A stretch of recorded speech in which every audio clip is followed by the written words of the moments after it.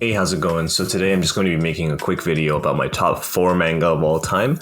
Now the reason it's only a top 4 is because I feel that these manga are so far above others that I even considered. I just can't really justify putting them in because I just don't have enough to say about the other ones. That said, we'll get into it. So in the number 4 spot we have GTO, Great Teacher Onizuka. So Great Teacher Onizuka, GTO, is probably the most beautiful manga ever written, at least one of the most beautiful manga ever written. It follows the main character Onizuka, this one ex-biker gang member, who's looking for a career path, and he decides to become a teacher.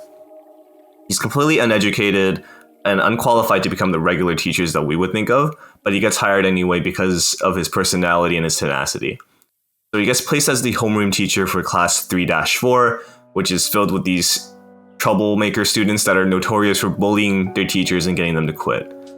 So despite that, he's trying to teach these students who are extremely apprehensive to teachers and other adults about things that are more important than math and literature, the things that you kind of take away after you graduate, like virtues and life lessons that would stick with them as they grow up.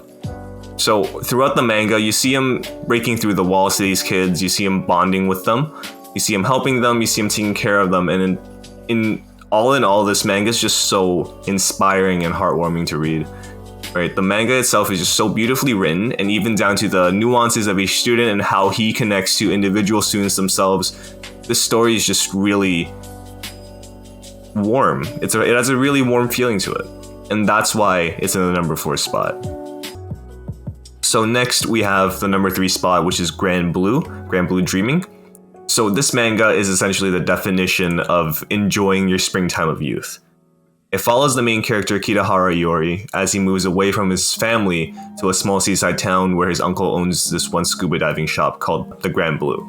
Right? So throughout the manga, we see him meeting friends, developing deep connections, getting over his fear of swimming, and joining the diving club, which is essentially just a bunch of buff alcoholic guys at his university. Now, each character has their own nuances that make them so unique, making them very likable and relatable.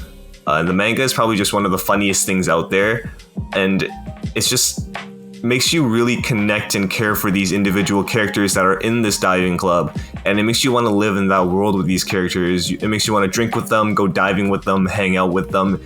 The manga itself is just really, really refreshing to read. It's funny, it's amazing. The characters, the humor, and the setting all mesh together in this amazing way to make this manga so great. Next, we have Vagabond in the number 2 spot. So Vagabond is more than just a fighting manga. It's one about philosophy, values, and making mistakes. So we first follow the main character Shinmen Takizo, who actually later becomes the famous swordsman Miyamoto Musashi on his journey to become invincible under the sun. So at first, he's kind of hard to relate to, but we start exploring his upbringing and his issues. We start seeing his growth, not just as a swordsman, but as a human being. And at first, he was cold, arrogant, and uncaring towards others around him, but we see him develop and start to understand that there's so much more to this world than just himself, and that he's just kind of a speck of dust in the grand scheme of things. He starts seeing and meeting these other master swordsmen and other people along his journey that he starts to care for, which kind of opens up his worldview. So character development in this story is just so good. We also follow his childhood friend, Musashi's childhood friend, Honiden Madahachi, who initially wanted to become a master swordsman, but inherently he's just a coward, and he doesn't have what it takes. But we see him strive for it anyway.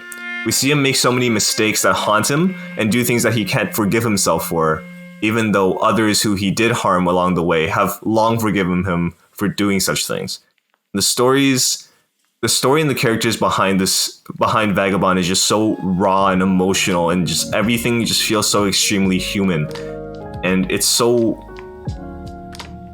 easy to relate to these characters, and seeing them develop really makes you feel good about the story. And in the number 1 spot, we have Berserk. So Berserk drops you into a dark world of fighting, blood, death, and sin. It's a story about revenge, right? And in the beginning, we follow the main character, Guts, who is pretty much the embodiment of all these things that the world shows. So we see Guts as a child mercenary and master swordsman who's just so deeply mentally, internally wounded because of his childhood, his abuse, his abandonment, and just everything that came before. And he's just really trying to struggle to find a reason to live and exist. And we're finally able to see that when he joins the group, the Band of the Hawk, because it gives him a place to belong. We start seeing him grow as a person, start caring for the others around him.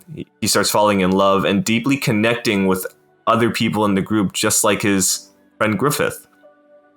That, however, doesn't last long, because just as soon as he joins the group, he pretty much has everything ripped away from him by none other than Griffith himself, just to fulfill his own desires.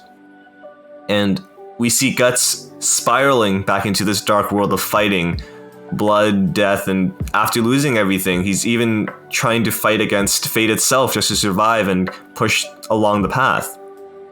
Now, I would say Berserk is probably the single most compelling story ever written in manga, with some of the best artwork for sure.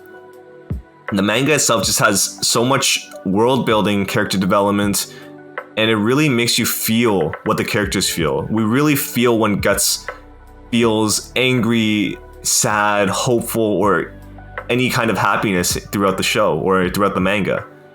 The manga is just so well written, and there's no doubt in my mind that Berserk is the best manga of all time.